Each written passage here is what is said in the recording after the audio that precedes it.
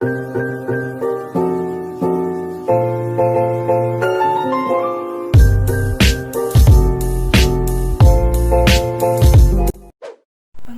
dan tujuan siklus pengeluaran. Siklus pengeluaran merupakan rangkaian kegiatan bisnis dan pemrosesan data terkait dengan pembelian dan pembayaran barang dan jasa.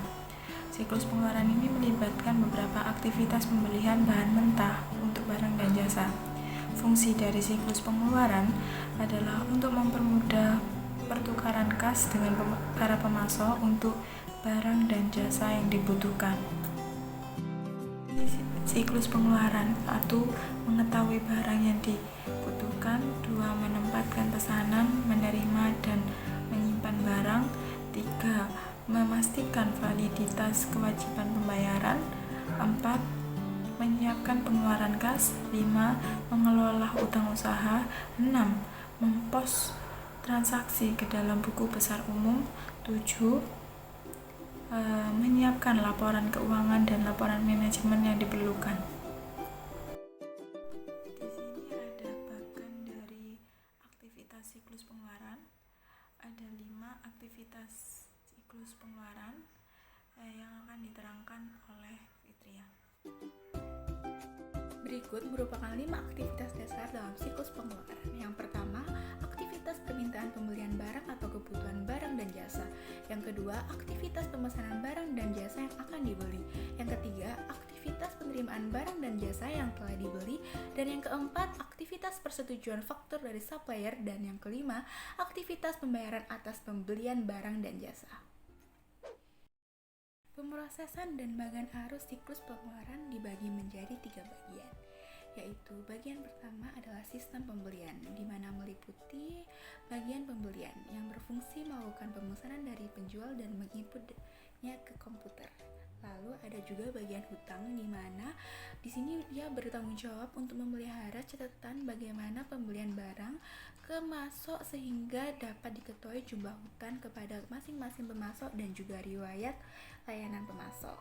Lalu ada juga bagian gudang yang bertugas menerima kiriman barang yang dipesan dan membuat laporan kepada bagian pembelian bahwa barang sudah diterima sehingga siap menerima tagihan. Dan ada juga bagian hutang yang bertugas untuk menerima faktur penjualan atau tagihan dari pemasok.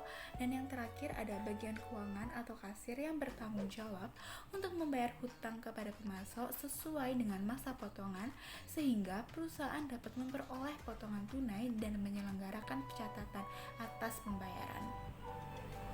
Lalu dokumen yang digunakan meliputi yang pertama permintaan barang, yang kedua penawaran barang, yang ketiga pemesanan barang, dan yang keempat bukti pengiriman barang. Berikut merupakan prosedur transaksi pembelian. Yang pertama, bagian gudang mengajukan permintaan pembelian ke fungsi pembelian. Yang kedua, bagian pembelian meminta penawaran harga dari berbagai pemasok. Yang ketiga, bagian pembelian menerima penawaran harga dari berbagai pemasok dan melakukan pemilihan pemasok. Yang keempat, bagian pembelian membuat order pembelian kepada pemasok yang dipilih. Yang kelima, bagian penerimaan memeriksa dan menerima barang yang dikirim oleh pemasok. Yang keenam, bagian penerimaan menyerahkan barang yang diterima kepada fungsi gudang untuk disimpan. Yang ketujuh, bagian penerimaan melaporkan penerimaan barang kepada bagian akuntansi. Dan yang terakhir kedelapan, bagian akuntansi menerima faktur tagihan dari pemasok dan atas dasar faktur dari pemasok tersebut, bagian akuntansi mencatat kewajiban yang timbul dari transaksi pembelian. Yang kedua, sistem pengeluaran kas. Sistem pengeluaran kas merupakan proses membayar kewajiban yang dihasilkan oleh sistem pembelian. Tujuan utamanya untuk memastikan bahwa kreditor yang sah menerima jumlah-jumlah terutang yang benar ketika kewajiban jatuh tempo. Dokumen yang digunakan dalam sistem pengeluaran kas adalah 1. Bukti kas keluar, kedua adalah cek, dan ketiga adalah permintaan cek. Bagian yang terkait dalam sistem pengeluaran kas adalah bagian yang memerlukan pengeluaran kas, bagian kas, bagian akuntansi, dan juga bagian pemeriksaan intern. Prosedur dari sistem pengeluaran kas yaitu A. Proses utang dagang mempelajari file utang dagang untuk jatuh tempo setiap item dan mengotorisasi proses pembayaran kas untuk melakukan pembayaran. Yang B. Proses pembayaran kas menyiapkan dan mendistribusikan cek ke pemasok. Salinan cek-cek tersebut dikembalikan ke utang dagang sebagai bukti bahwa kewajiban dibayar dan akun utang dagangnya diperbarui untuk memindahkan kewajiban tersebut. Yang C, pada akhir periode, baik proses pengeluaran kas maupun proses utang dagang mengirimkan rangkuman informasi ke buku besar informasi ini, direkonsiliasi dan diproseskan ke akun kontrol kas dan utang dagang. 3. Sistem penggajian prosedur dari sistem penggajian dan pengupahan, seperti pada bagan siklus di samping. Terdapat beberapa dokumen yang perlu digunakan dalam sistem penggajian dan pengupahan, yaitu 1. Pencatatan waktu hadir. Pencatatan ini untuk menentukan gaji dan upah karyawan. Yang kedua, pencatatan waktu kerja. Prosedur ini biasanya digunakan oleh perusahaan manufaktur yang produksinya berdasarkan pada pesanan. Contohnya, berapa jam kerja karyawan yang bekerja di bagian produksi untuk keperluan distribusi biaya. Yang ketiga, pembuatan daftar gaji dan upah. Data yang dipakai sebagai dasar pembuatan daftar gaji adalah surat keputusan mengenai pengangkatan karyawan baru, kenaikan pangkat, pemberhentian karyawan, penurunan pangkat, daftar gaji bulanan sebelumnya, dan daftar hadir. Yang keempat, distribusi biaya gaji dan upah. Biaya gaji dan upah, biaya tenaga kerja didistribusikan kepada departemen yang menikmati manfaat tenaga kerja. Pendistribusian ini dimaksud untuk pengendalian biaya dan penghitungan harga pokok produk. Yang kelima, pembayaran gaji dan upah. Prosedur pembayaran gaji dan upah melibatkan bagian akuntansi dan bagian keuangan. Bagian akuntansi membuat perintah pengeluaran kas kepada bagian keuangan, lalu bagian keuangan menuangkan cek tersebut ke bank dan memasukkan uang ke dalam amplop gaji, dan upah pembayaran gaji dan upah dapat dilakukan dengan membagikan cek dan upah. Resiko dan sistem pengendalian. Siklus pengeluaran menghadapi resiko dan ancaman baik secara potensial, muncul dari dalam perusahaan maupun dari luar perusahaan. Pengendalian umum yang harus diterapkan ke dalam sistem pengeluaran adalah A. Adanya rencana kerja. Anggaran dan jadwal produksi yang dirancang bersamaan dikoordinasikan dengan pihak terkait. B. Adanya sistem pencatatan yang baik, sebaiknya dengan menerapkan berbagai teknologi yang mendukung. C. Adanya sistem otorisasi sehingga setiap ada permintaan barang atau juga jasa harus disetujui oleh atasannya. Yang D. Penugasan karyawan yang cakap untuk mencatat dan menangani persediaan. E. Pemantauan kinerja karyawan oleh pimpinan sehingga apabila ada masalah segera dapat diatasi bersama. Risiko, ancaman, dan sistem pengendalian yang perlu diterapkan dalam berbagai prosedur yang ada pada siklus pengeluaran.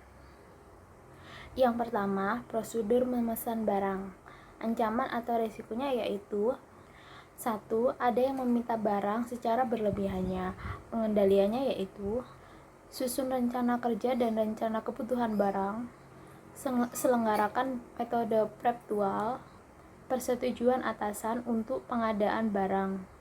Ancaman yang kedua yaitu pembelian yang dilakukan dengan harga yang terlalu mahal. Pengendaliannya yaitu pembelian material yang dilakukan oleh pejabat yang lebih tinggi atau hanya dilakukan oleh pemasok. Ancaman yang ketiga yaitu barang yang dibeli berkualitas rendah. Pengendaliannya yaitu lakukan pembelian di pemasok terdaftar. Ancaman yang keempat yaitu pembelian dilakukan oleh pemasok yang tidak terkenal. Pengendaliannya yaitu buat daftar pemasok. Ancaman yang kelima yaitu adanya suap dari pemasok ke staf. Pengendaliannya yaitu adakan audit secara berkala. Ancaman yang keenam yaitu file data tidak up to date dan dapat dibuka oleh banyak orang. Pengendaliannya yaitu tunjuk karyawan untuk mengawasi jaringan komputer. serta terapkan fasilitas kata sandi pada setiap aplikasi. Ancaman yang ketujuh yaitu menerima barang yang tidak dibeli. Pengendaliannya, bagian penerima harus mencocokkan barang yang diterima dengan PO. Ancaman yang ke-8 yaitu salah menghitung persediaan. Pengendaliannya yaitu gunakan teknologi untuk menghitung. Ancaman yang ke-9 yaitu pencurian persediaan. Pengendaliannya yaitu simpan di tempat yang terkendali dan dijaga serta membatasi akses terhadap persediaan. Permintaan harus tertulis dan diketahui atasan. Ancaman yang ke-10 yaitu tidak mengetahui jika faktor tagihan mengandung kesalahan. Pengendaliannya yaitu faktor tagihan harus dicocokkan dengan PO dan laporan penerimaan barang. Ancaman yang ke-11 yaitu pembayaran tidak diterima oleh pemasok. Pengendaliannya yaitu hindari pembayaran dengan kas tetapi gunakan transfer bank, cek, dan sebagainya. Ancaman yang ke-12 yaitu perusahaan tidak memperoleh potongan tunai. Pengendaliannya yaitu tetapkan metode penyimpanan faktur yang sistematis. Ancaman yang ke-13 yaitu menerima faktur tagihan lebih dari 1 kali. Pengendaliannya yaitu perusahaan harus memiliki catatan yang baik dan jelas.